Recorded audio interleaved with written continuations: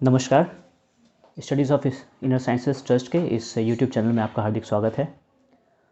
आज हम आप सभी के लिए एक इंटरेस्टिंग टॉपिक लेके आए हैं जिसे कि हम रुद्राक्ष के बारे में कह सकते हैं। जी हाँ, वही रुद्राक्ष जो कि हमारे ग्रंथों में काफ़ी जिसके बारे में बताया गया है, साथ ही साथ जिसे काफ़ी लोग पहनना पसंद करते हैं। आज तो इसका एक फ़ैशन चल गया है। आज हर लोग इसे पहनना चाहते हैं अपने हर प्रकार के समस्याओं से निदान पाने के लिए।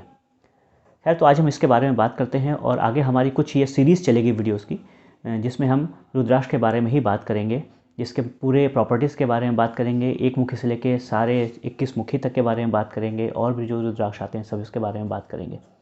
कैसे धारण करना चाहिए, किसको धारण करना चाहिए, किस प्रकार से धारण करना चाहिए, क्या कॉम्बिनेशन होना चाहिए, हमारे सारे वीडियोज़ की सीरीज़ में ये हमारा एक वीडियो का पूरा सीरीज़ चलेगी। तो सबसे पहले हम ये जानते हैं, ये कोशिश करते हैं जानने की रुद्राक्ष है क्या। रुद्राक्ष जो है वो एक पेड़ का फल है जिसका साइंटिफिक नेम इलियोकार्पस गैनिट्रस है। थोड़ा सा साइंटिफिक नेम है, थोड़ा कठिन नाम है, लेकिन इसका ये नाम है जो कि ऑलिव फैमिली से बिलोंग करता है, जैतून की फैमिली से बिलोंग करता है। जिस तरीके से बादाम आता है बिल्कुल इस तरह ये होता है, और इसका फल आता है। इसके अंदर जो ये रुद्राक्ष होते हैं वो एक बीज के समान होता है, जिससे छिलका निकालते तो बीज होता है, और उसके अंदर भी इसके बीज होते हैं।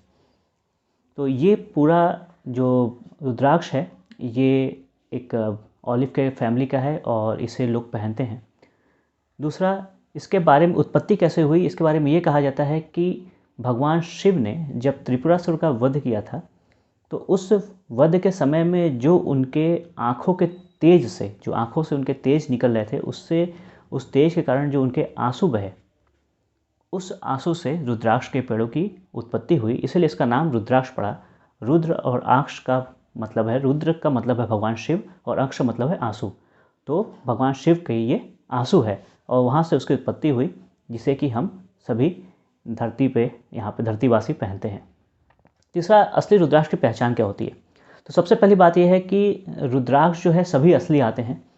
हाँ, अभी आजकल के समय में अगर आप कभी हरिद्वार जाते हैं या काशी में भी कहीं पे रोड के किनारे बहुत से लोग हैं जो रुद्राक्ष नकली बना के किसी आटे से या किसी चीज़ से बना करके उसे बेचते हैं, और उसे पानी में लोग डाल देते हैं तो वो बिल्कुल गल के ख़त्म हो जाता है। तो बेसिकली क्या है कि रुद्राक्ष तो 99% असली ही होते हैं। वो डिपेंड करता है कि वो किस ओरिजिन के हैं, किस कहाँ से हैं, वो अलग बात है। लेकिन अभी जो 99% जो रुद्राक्ष हैं वो असली हैं।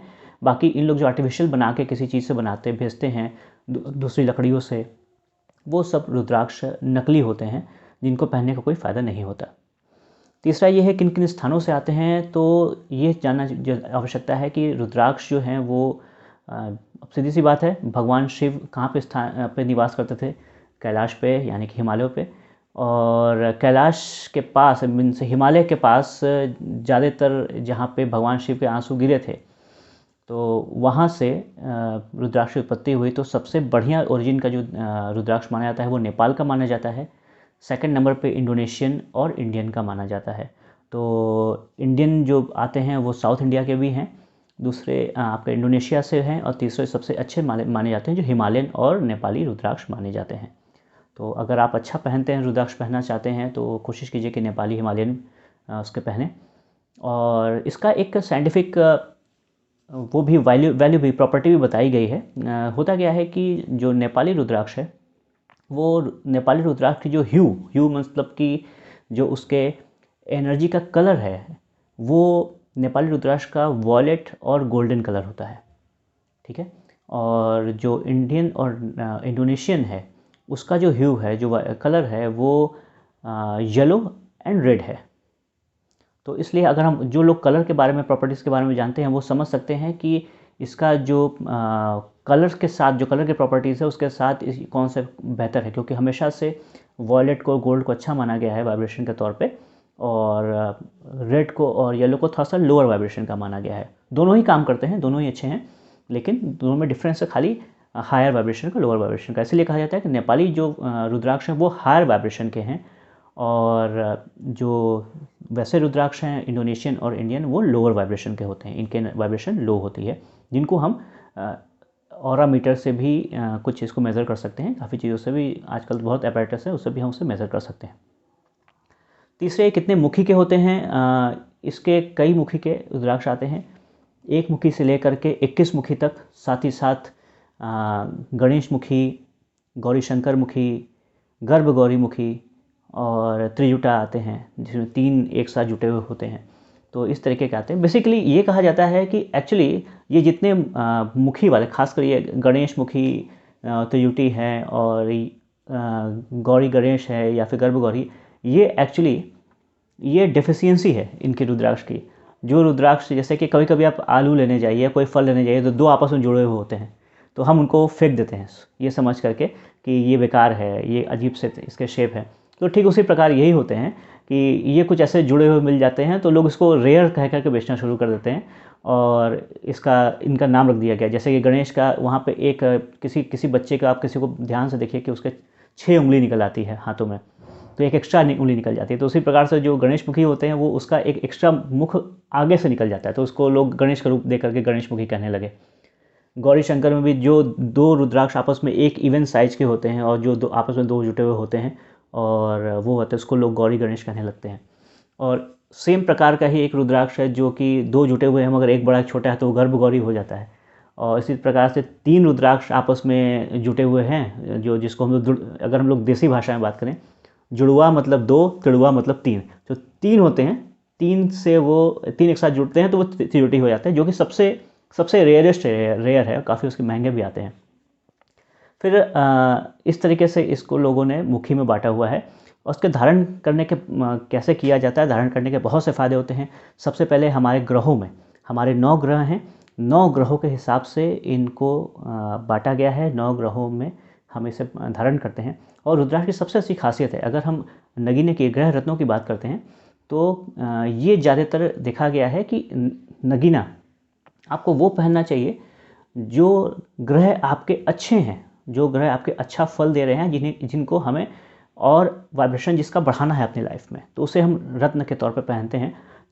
और जिस ग्रह हमारे ख़राब हैं, जो हमारे बाधक हैं या जो हमें परेशानी क्रिएट करते हैं, ऑब्स्टेकल क्रिएट करते हैं, अगर हम उस पर बात करते हैं, तो उस केस में हम ये जो है इस पहनते हैं, रत्न को पहनते हैं, और रत्न को नहीं पहनते जब ग्रह खराब होते हैं। ठीक है, अब बात आती है कि रुद्राक्ष में ये खासियत होती है कि रुद्राक्ष आपके ग्रह अच्छे हैं तो भी आप पहन सकते हैं, ग्रह खराब हैं तो भी आप पहन सकते हैं।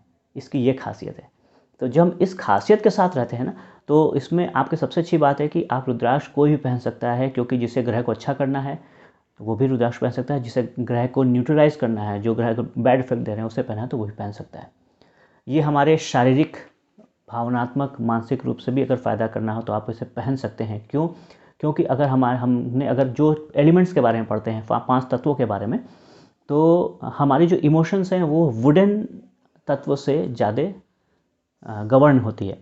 तो अगर आप बहुत इमोशनल हैं, आपकी इमोशनल चीज़ें चल रही हैं, कुछ भावनात्मक चीज़ें चल रही हैं, तो आप रुद्राक्ष पहनते हैं तो आपके बॉडी में वुडन एस्पेक्ट बढ़ता है, वुडन तत्व बढ़ जाता है, जिससे कि आप का इमोशन लेवल कंट्रोल होता है, बैलेंस होता है। इवन वुडन बैलेंस होता है तो इमोशंस बैलेंस हो जाते हैं। तो इस केस में भी आप रुद्राक्ष धारण कर सकते हैं।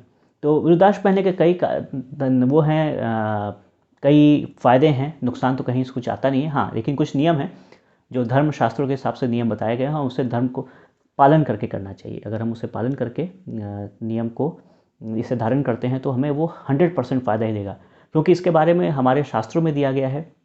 तो हमारे शास्त्रों का मतलब ही ये है कि हम हमेशा एक अच्छे रास्ते पे चलें, अच्छे कर्म के रास्ते पे चलें।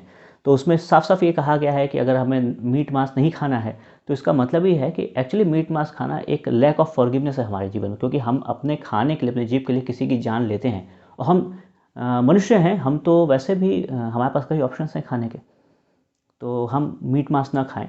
तो ये इसमें भी नियम ये बनाए गए हैं कि यह मीट मांस नहीं खाने चाहिए, क्योंकि आप जब भगवान के जीव को धारण करते हैं तो आपको भी एक भगवान स्वरूप बनना चाहिए। आपके अंदर क्षमा, प्रेम, हर जीवों के प्रति, चाहे वो इंसान हो चाहे वो जानवर हो, हर किसी के प्रति प्रेम, क्षमा, दया, ये सब कुछ होना चाहिए। जब ये करेंगे तभी ईश्वर आपसे खुश होंगे और आपको हर चीज़ में ईश्वर अपने साथ मानेंगे, आपसे एकत्व में रहेंगे और आपको आपके जीवन में जो भी आप चाहते हैं उस चीज़ को आपसे समर्पित हो करके आपको संपूर्ण रूप से उस चीज़ को प्रदान करेंगे।